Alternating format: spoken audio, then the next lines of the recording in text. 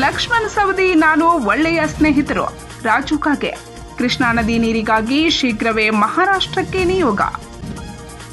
ಲಕ್ಷ್ಮಣ್ ಸವದಿ ನನ್ನ ನಡುವೆ ಯಾವುದೇ ಭಿನ್ನಾಭಿಪ್ರಾಯವಿಲ್ಲ. ಇಬ್ಬರು ಕಳೆದ 35 ವರ್ಷಗಳಿಂದ ಉತ್ತಮ ಗೆಳೆತನ ಹೊಂದಿದ್ದು, ನಮ್ಮ ಬೆಂಬಲಿಗರು ಮತ್ತು ಸವದಿ ಬೆಂಬಲಿಗರು ಇಲ್ಲಸಲ್ಲದ ಆರೋಪಗಳನ್ನು ಮಾಡುತ್ತಿದ್ದು ಅದು ಶುದ್ಧ ಸುಳ್ಳು. ಯಾರೂ ಸಹ ಊಹಾಪೋಹಗಳಿಗೆ ಗೊಂದಲಕ್ಕೀಡಾಗಬಾರದೆಂದು ಎಲ್ಲ ಊಹಾಪೋಹಗಳಿಗೆ ಶಾಸಕ ರಾಜು ಕಾಗೆ ತೆರೆ ಎಳೆದಿದ್ದಾರೆ. ನಾನು ಒಳ್ಳೆ ಗೆಳೆಯರಿದ್ದು ಇದೇವಿ ಮುಂದುವರಿತೀವಿ. ತಮ್ಮ ಆಪ್ತರ ಯಾಕೆ ಸರ್ ಈ ರೀತಿ ಸ್ಟೇಟ್ಮೆಂಟ್ ಕೊಡ್ತಾರೆ? ಸೌದಿ ಆಪ್ತರ ಯಾಕೆ ಸ್ಟೇಟ್ಮೆಂಟ್ ಕೊಡ್ತಾರೆ? ಕೆಲವು ಮಂದಿಗೆ ಏನೋ ಒಂದು ಅವ್ರು ಬರೋಣ ಇವ್ರು ಬರೋದು, ಇವ್ರು ಬರೋಣ ಅವ್ರು ಬರೋದು. ಸರ್, ಇದು ಪತ್ರಕರ್ತರ ಸಮಸ್ಯೆ ಅಲ್ಲ.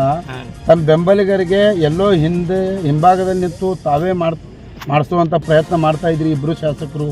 ಏನೋ ವೈಮನಸ್ಸು ಬಂದಿದೆ ಈ ರೀತಿ. ವೈಮನಸ್ಸಿಲ್ಲ, ಏನಿಲ್ಲ, ಏನು ಹೇಳಿದ್ವಿ ನಾವು ರೋಡ್ ಬ್ಯಾಂಕ್ ನಿಂತ ಏನು ಬರೆದಿದ್ದೀವಿ, ಒಬ್ರಿಗೊಬ್ರು ಬೇದಾಡಿದ್ದೀವಿ. ನಾನು DCC ಬ್ಯಾಂಕ್ ಇಲೆಕ್ಷನ್ ಆದ ನಂತರ ನನ್ನ ವರ್ಗದಲ್ಲಿ ನಾನು ಅದೆಲ್ಲ ನಿಜ ಸರ್. ಪ್ರೆಸ್ ಮೀಟ್ ಕರೆದು ಇವೆಲ್ಲ ವಿವಾದಕ್ಕೆ ತೆರೆ ಎಳೆಯಲಾಗುತ್ತೆ ಅಂದ್ರೆ ನಾನು ಮತ್ತೆ ಈಗ ಹೇಳೋದಲ್ಲ, ತಮ್ಮ ಗಮನಕ್ಕೆ ಇಲ್ವಾ? ಈಗ ಹೇಳೋದು ಇದೇ ಪ್ರೆಸ್ ಮೀಟ್ ಮತ್ತೆ ಕರೆದಿದ್ರು ತಮ್ಮ ಆಪ್ತರು ಸರ್. ಎಲ್ಲಿ ಕರೆದು ಸ್ಪಷ್ಟನೆ ಕೊಡಬೇಕು. ಅವ್ರೊಂದು ಏನ್ರ ಮಾತಾಡೋ ಇವ್ರೊಂದು ಏನ್ರ ಹೇಳ್ತಾವೋ ಅದೆಲ್ಲ ತಲೆ ಕೆಡಿಸ್ಬೇಡ್ರಿ. ವಿನಾಕಾರಣ ಲಕ್ಷ್ಮಣ್ ಸವದಿ ಅವರು ಹಸ್ತಕ್ಷೇಪ ಮಾಡ್ತಾ ಇದಾರ ಅಂತ ಏನು ಇಲ್ಲ. ಅವ ಮಾಡ್ತಿಲ್ಲ, ನಾನು ಮಾಡ್ತಿಲ್ಲ, ಎಲ್ಲ ಸರಿ ಐತಿ. ನೀವೇನು ಬರಕ್ ಹೋಗ್ಬಿಡ್ರಿ, ಎಲ್ಲ ಚಂದ ಇದೀವಿ, ಒಳ್ಳೆಯವ್ರು ಇದೀವಿ, ದೋಸ್ತರು ಇದೀವಿ, ಮುಂದುವರಿತೀವಿ. 28ಕ್ಕೆ ಸರ್ ನೀವೇನಿಲ್ಲದ್ರಿ 100%. ಅವರು ಮಂಗಳವಾರ ದಿನಾಂಕ 24ರಂದು ಕಾಗವಾಡ ಮತಕ್ಷೇತ್ರದ ಮಧುಭಾಮಿ, ಕಲ್ಲೊತ್ತಿ, ಹನುಮಾಪುರ್, ನಾಗ್ನೂರ್ PA ಗ್ರಾಮದಲ್ಲಿ ವಿವಿಧ ಅಭಿವೃದ್ಧಿ ಕಾಮಗಾರಿಗಳಿಗೆ ಭೂಮಿ ಪೂಜೆ ಸಲ್ಲಿಸಿ ಮಾತನಾಡುತ್ತಿದ್ದರು. 37.5 37 ಕೋಟಿ 50 ಲಕ್ಷದ ಕಾಮಗಾರಿಯನ್ನು ಇನ್ನು ಕೊನೆಯದಾಗಿ ಅಲ್ಲಿ 400ರಿಂದ ಅದು ಆ ರಸ್ತೆ ಕೊನೆಯಲ್ಲಿ ಮಾಡ್ತಿದ್ದೀವಿ. ಮಧುಭಾಮಿಯಲ್ಲಿ 2 ಜಂಬಿಗಿ ಕಲ್ಲುತ್ತಿ ಇದೊಂದಾಯಿತು. ಆಮೇಲೆ ಅದು ಹನುಮಾಪುರ ಪ್ರವಾಸದಿಂದ ಆ ಕಡೆ ಆಯಿತು. ಆಮೇಲೆ ನಮ್ಮ ಆರೋಗ್ಯ ಇಲಾಖೆಯಿಂದ 65 ಆರೋಗ್ಯ ಕೊಟ್ಟಿರುವಂಥ ಸಮುದಾಯ ಆರೋಗ್ಯ ಕೇಂದ್ರಗಳಲ್ಲಿ 4 ಪೂಜೆಯನ್ನು ಮಾಡ್ತಾಯಿದ್ವಿ. ಇನ್ನೂ 12.5 ಕೋಟಿ ರೂಪಾಯಿ ಜಿಲ್ಲಾ ಪಂಚಾಯತಿಂದ ಇನ್ನೂ ಟೆಂಡರ್ ಹಂತದಲ್ಲಿದ್ದಾವೆ. ಟೆಂಡರ್ ಮುಗಿದಿದೆ, ವರ್ಕೌಟ್ ಕೊಡೋದು ಬಾಕಿ ಇದೆ. ವರ್ಕೌಟ್ ಕೊಟ್ಟ ನಂತರ ಮೋಸ್ಟ್ಲಿ ಅಸೆಂಬ್ಲಿ ಒಳಗಾಗಿ ಇಲ್ಲಿ ಅಸೆಂಬ್ಲಿಗೆ ಹೋಗಿ ಬಂದ ನಂತರ ನಾಳೆ 6ನೇ ತಾರೀಕು ಇರೋದು 27ರವರೆಗೆ ಬಜೆಟ್ ಅಧಿವೇಶನ ಹೋಗಿ ಬಂದ ಬಳಿಕ ಅದನ್ನು ಸಹಿತ ಕಾಮಗಾರಿ ಮಾಡ್ತಾಯಿದ್ವಿ. ಹೋದ ಅಸೆಂಬ್ಲಿ ಬೆಳಗಾವಿ ಅಧಿವೇಶನದಲ್ಲಿ ಸೌರ ಜೋಳ ಬಗ್ಗೆ ದನಿಯನ್ನು ಎತ್ತಿದ್ವಿ. ಈಗೂ ಸಹಿತ ಆ ಭಾಗದಲ್ಲಿ ಕೃಷ್ಣಾ, ಮಡವಾಳ್, ಜುಗೂರ್, ಮಂಗಾವತಿ, ಶಾಪೂರ್, ಆಮೇಲೆ ಕೃಷ್ಣಾ, ಕಿತ್ತೂರು ಎಲ್ಲ ಎಲ್ಲಿ ನದಿ ಬೆಲ್ಟಿದೆ, ನದಿ ಬೆಲ್ಟದಲ್ಲಿ ಎಲ್ಲ ಕಡೆ ಬೆಳಗಾವಿ ಡಿವಿಷನ್, ಚಿಕ್ಕೋಡಿ ತಾಲೂಕು ಇರಲಿ, ಅಥಣಿ ತಾಲೂಕು ಇರಲಿ, ಕಾಗವಾಡ ತಾಲೂಕು ಇರಲಿ, ಜಮಖಂಡಿ, ಬಾಗಲಕೋಟೆ ತಾಲೂಕವರೆಗೆ ಏನು ನಮ್ಮ ಭಾಗದಲ್ಲಿ ಸೌರ ಜೋಳ ಆಗಿದ್ದಾವೆ. ಅದಕ್ಕೆ ನೀವು ಕೇಂದ್ರ ಕಡೆ ಪಟ್ಟು ಮಾಡಿ ತೋರಿಸ್ಬೇಡ್ರಿ, ನೀವೇ ಹೆಚ್ಚಿನ ಅನುದಾನ ಕೊಡ್ರಿ. ಆ ಹೆಚ್ಚಿನ ಅನುದಾನ ಕೊಡದೇ ಹೋಗಿದ್ರೆ ನಮ್ಮ ಜನ, ನದಿ ಬೆಳೆದ ಜನ ಇನ್ನೂ ಕೆಲವೇ 4-5 ವರ್ಷದಲ್ಲಿ ಏನೂ ಬೆಳಿಲಿಕ್ಕೆ ಆಗೋದಿಲ್ಲ. ಅಷ್ಟು ಪ್ರಮಾಣದಲ್ಲಿ ಸೌರ ಜೋಳ ಆಗಿದ್ದವು. ಆ ಸೌರ ಜೋಳ ಮಾಡಿ ಕೊಟ್ಟದಾದ್ರೆ ಮಾತ್ರ ಆ ಭಾಗದ ರೈತರು ಬದುಕಲಿಕ್ಕೆ ಸಾಧ್ಯ ಇದೆ ಅನ್ನೋಂಥ ಮಾತನ್ನು ಹೇಳಿದ್ದೀವಿ.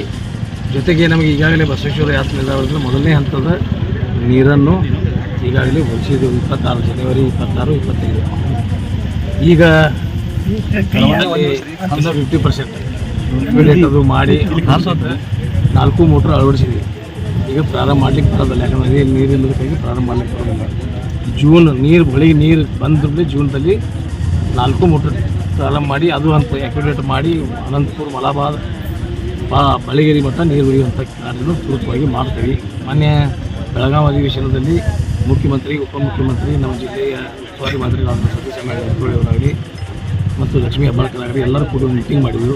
ಯಾಕೆಂದರೆ MP ಬರ್ತಾರಲ್ಲ ಇಲ್ಲಿ ಅವರು, ಪ್ರಿಯಾಂಕಾ ಜಾರಕಿಹೊಳಿ ಬರ್ತಾರಲ್ಲ, ಅವರು ಎಲ್ಲರೂ ಇಂಟ್ರೆಸ್ಟ್ ತೊಗೊಂಡು ಈ ಭಾಗದಲ್ಲಿ ಜನ ಏನೀಗ ಸ್ವತಂತ್ರ ಸಿಕ್ಕಾಗಿಂದು ಇಲ್ಲಿವರೆಗೆ ಈ ನೀರಿನ ಬವಣೆಯಿಂದ ಸಾಯ್ತಾ ಇದ್ದಾರೆ. ಅವರಿಗೆಲ್ಲ ಒಂದು ಒಳ್ಳೆಯ ಥರದಿಂದ ಸುಜಲಾಂ ಮಾಡಿ ಅವರು ಬದುಕಲಿ, ಅವರ ಆರ್ಥಿಕ ಪರಿಸ್ಥಿತಿನೂ ಒಳ್ಳೆಯದಾಗಲಿ ದೃಷ್ಟಿಕೋನದಿಂದ ಈ ಯಾವುದೇ ಪರಿಸ್ಥಿತಿಯಲ್ಲಿ ಜೀವನಕ್ಕೆ ಪ್ರಾರಂಭ ಮಾಡಿ ಈ ಭಾಗದಲ್ಲಿ ಏನು ನಾವು 27,000 ಹೆಕ್ಟರ್, 65,000 ಎಕರೆಗಳಿಗೆ ಏನು ನೀರು ಕೊಡಬೇಕಾಗುವ ಅಂತ ಧೋರಣೆಯನ್ನು ಇಟ್ಕೊಂಡಿದ್ದೀವಿ.